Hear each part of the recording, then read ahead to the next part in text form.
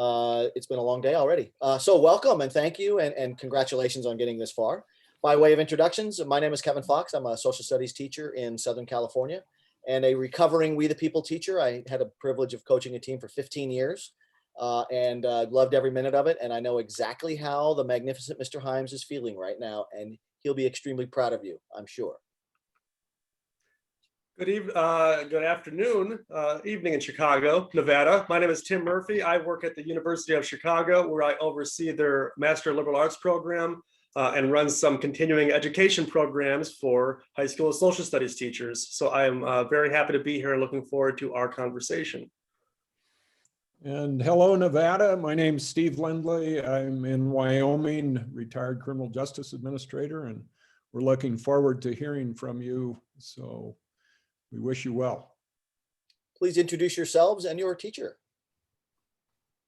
Good afternoon, judges. My name is Brianna Solis. In addition to We the People, I have been enrolled in JROTC for 4 years, and I've been the Special Projects Officer at our school for 2 years in a row. Hello, judges. My name is Laura Ann Moore. Outside of We the People, I am a competitive equestrian, and next year I will be attending Sewanee at the University of the South. Good afternoon and evening, judges. My name is Christian Schmink, and after high school, I intend on going to Howard University to study literature and political science. And we're here today with our teacher, Milton Himes, as well as our coaches, Amy Henderson and Michaela Tonking. Outstanding. Well, let's get to it. The question we have for you today is, the American War is over, but this is far from being the case with the American Revolution. To what extent, if any, did revolutionary principles influence constitution making during the founding period? What problems, if any, does the principle of consent present when creating or amending constitutions? To what extent, if any, are revolutionary principles evident in modern times? You may begin. James Madison wrote in Federalist 14, "Americans accomplished a revolution which has no parallel in the annals of human society. The principles of the social contract, representation, and sovereignty that influenced constitution making were revolutionary because they created unprecedented change to socio-political thought that the founders had the audacity to put into practice. The most revolutionary change was the issue of sovereignty.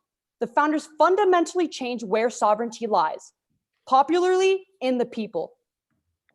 According to political scientist James McClellan, 1776 signifies the birth of constitutional government, for this was the first time in world history that a large group of communities began the formation of their own governments under written constitutions.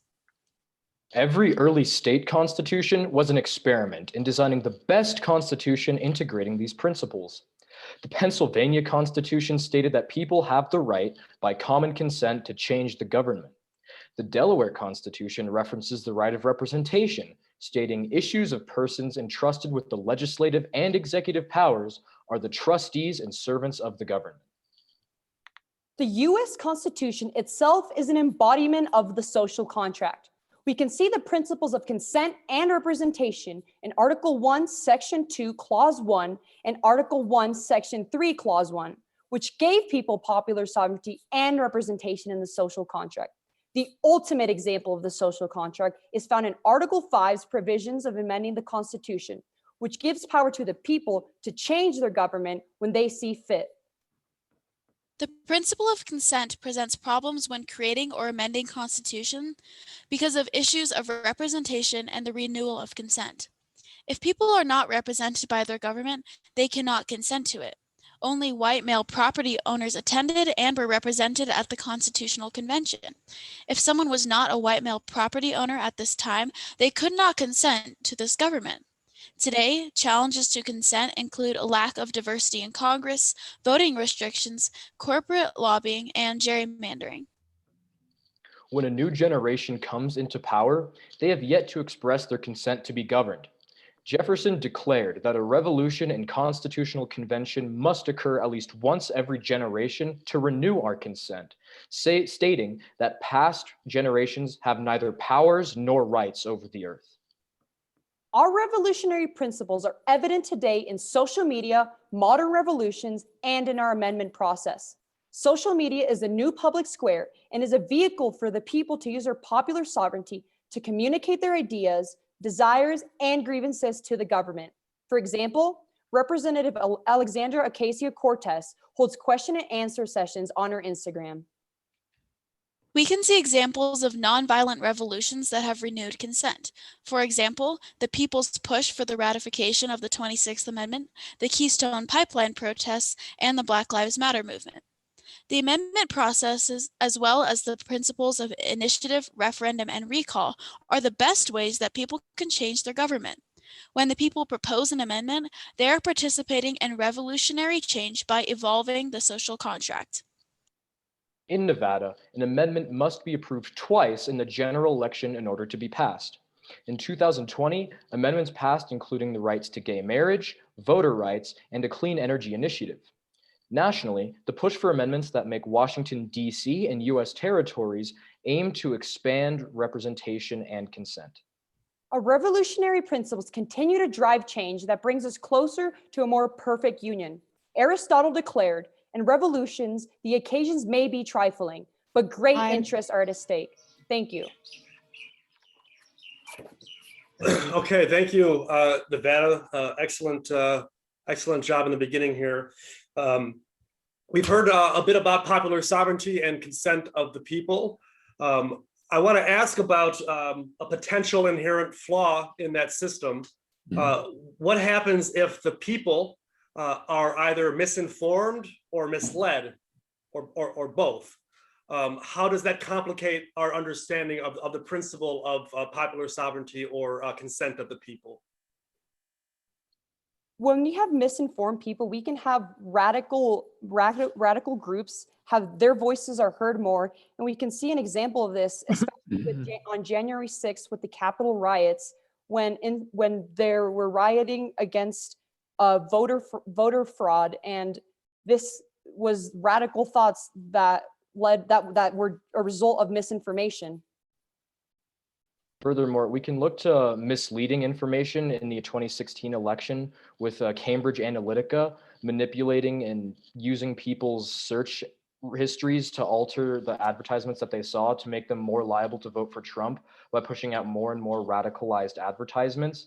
And this can alter and subliminally affect people's popular sovereignty by not allowing them to find their own form of information, and therefore radicalizing this marketplace of ideas we have found on the internet, which makes communication and civil discourse much harder and thus deepening polarization.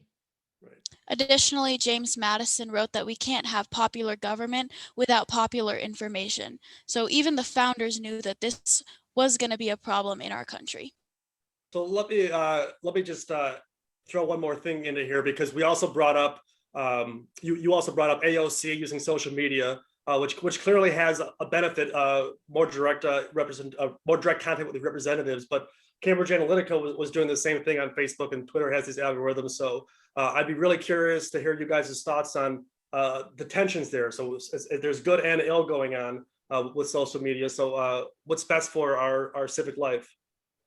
I think the solution to both of this is, of course, we're always going to have the good and bad. And what it ultimately comes down is educating the people and having them be able to perform critical thinking and ration out their thoughts more. And a way I propose this solution is by just instilling more civic education in our schools. Only 19 out of our 50 states require a government or civics course to graduate high school. And I think starting from a young age and educating citizens when they're young will help solution this problem. I'm going to take Mr. Murphy's question just a little bit further, or at least line of inquiry. So you've just been talking about social media. You referenced in your essay social media and the social contract. Is there a relationship between social media and the social contract? And if so, what would that be? So yes, there is a digital form of social contract on the internet in terms of the terms of service agreements that users agree to on a lot of their platforms. We can look to the recent example of Trump being banned from Twitter because he violated terms of service, which shows that while there isn't a ubiquitous social contract, there are individual contracts between users and the services that they choose to engage on. I disagree with my colleague. I think that we need to strengthen the social contract on social media. So, in the book Consent of the Networked by Rebecca McKinnon, she discusses the push for something called the digital due process movement, which would find a way to incorporate the things that we benefit from in our social contracts in the US onto social media. So things like due process and our inalienable rights that we don't really see that these companies have respect for. I think something like this would strengthen the social contract and really make it so that there is a contract online. Let me close with this then, just quick. In a nutshell, how would you define the social contract, at least as it relates to us today? I would define the social contract, as Locke defined it, as an agreement formed by the people where the government, the sovereign created by the people, is used to protect their inalienable rights. So when we have a breaking of the social contract of one end, we can always look to the other end. There is reason for the other end to break it, so the people have reason to revolt and protest when they see fit. And this is reflected today through that dynamic of user to provider, where more foot traffic from the users gains more popularity and money through ad revenue to these companies, which therefore creates a mutualism that, as my colleague mentioned earlier, still lacks in due process. Thank you. Go back to your prepared response. I mean, you said some really intriguing I just got to figure out what I want to go with. So let's look at Mr. Jefferson, right? You mentioned his desire to have sort of a recurring generational, reaffirmation, reconsenting. What do you think about that? How do we do that today, 2021? Well, one of Jefferson's ideas that we do not agree with, he said that the Constitution must be watered by the blood of its people. And so he really wanted like a violent revolution every 70 years or a constitutional convention. And so when we look at this renewal of consent, I would say that the amendment process is akin to his idea of the constitutional convention. So making sure that 3/4 of the states ratify it is a way that we can expand our consent today without killing a bunch of people in order to do it. Representative Kent Conrad once said, America was built on a majority, not a supermajority. And in today's society, with 50 states in the Union rather than the 13 at the original time of the drafting of the Constitution, a supermajority, two-thirds in both houses and then 3/4 of the states through a ratification, as well as a ratification convention, is simply too much to ask of a people that is this widely dispersed and this diverse as well, showing that the social contract must be renewed through simpler means of like a 5149 percentage. And adding on to my colleague, we can see examples of these sorts of revolutions, especially with the civil rights movement, revolutions that change where consent lies, and especially with voting rights and just participation. And we've had 16 amendments proposed just on the issue of suffrage. Well, let's dig farther into this idea then of electoral work. We see a trend across the country of a number of states arguably pulling back on voting rights, suppressing votes. What do you think about what's going on, and what is a constitutional interpretation?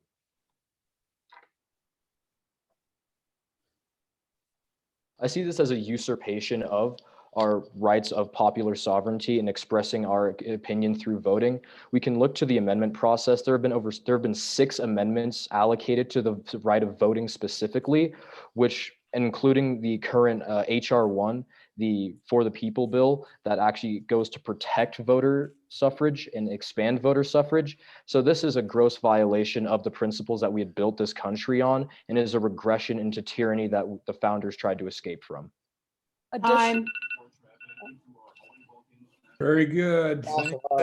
Unfortunately, we have to stop. That's kind of a great engaged process. Unfortunately, having to stop is right. I would do another 40 minutes. I'm going to try and temper my praise here, but it's going to be difficult.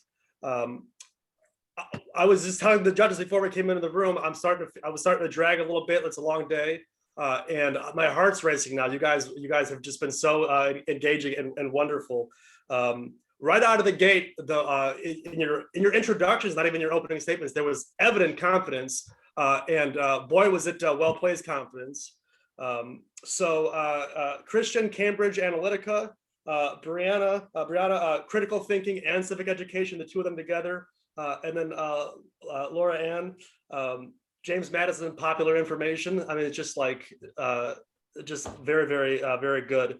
And so I was going sort of the more modern stuff, social media and misinformation, and you guys just stepped up to the plate and performed very well there. But then when Mr. Fox brought you a little bit back towards the foundations here, the constitutional stuff, no problem there either. I just think you guys did such a stellar job. Thank you very much. Great. Yes, nicely done. That we've commented among ourselves when we make our comments. They often sort of duplicate one another, but that's just shows how well you're doing. And from the outset, I really enjoyed as you were introducing yourselves, the little then personal tidbit about you as individuals. And so I enjoyed hearing that. As Mr. Murphy just said, the references that you were able to pull in with the critical thinking kind of from days of old to the current situation and the challenges with social media and some of the good and not so good that comes from all of that. You're able to articulate the challenges there, and each of you participated exceedingly well and held your own with one another, complimented one another, and at times countered one another. And so that was very nicely done.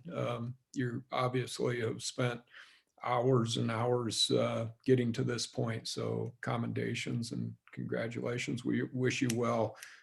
I know you'll be successful down the road and through this process too. So nicely done. Yeah, to reiterate my colleagues' comments, you guys are great. I know how hard you work. I know how inspired you are by your teacher, and you did him proud today. And I'm sure you'll do it again tomorrow. I was a little worried a bit there in your prepared response. You were going down this like, yeah, the states all did everything the Constitution did. Well, that doesn't sound very revolutionary. But then you fixed that right up and you said, yeah, they embraced and brought into the Constitution the revolutionary natures. So we don't have to go water the blood of the tree of liberty and all that. We can do it through our regular lawmaking process and through our amendment process. But then even there, you recognize there's some problems because that super majority, wow, what kind of consent are we talking? But that's the nature of our Constitution. It's really complex. People misunderestimate the intensity and the complexity of our system. It's not simple. And you're really grappling with that. As you continue on, and I like your contemporary examples, you're bringing in Nevada example on your state's constitutional amendments, fantastic. I would have, if I had more time, I would have asked about initiative, referendum, and recall. To what extent should we, or do we already have elements of that in our system, right? And it'd be a fun conversation because I'm sure you'd have lots to say. Just in closing into my last comment, and then we sort of ran out of time, as we see certain states using their powers at the state level to entrench their existing political power, arguably, and there's two sides of this argument, they're just securing elections, or are they suppressing voters, right? So that's a debate to be had. And then if they are suppressing voters, what does this do for us? How do we remedy it? And I would say, think about what Madison said in Federalist Paper number 10, about the biggest fear of violation comes from that smaller entity.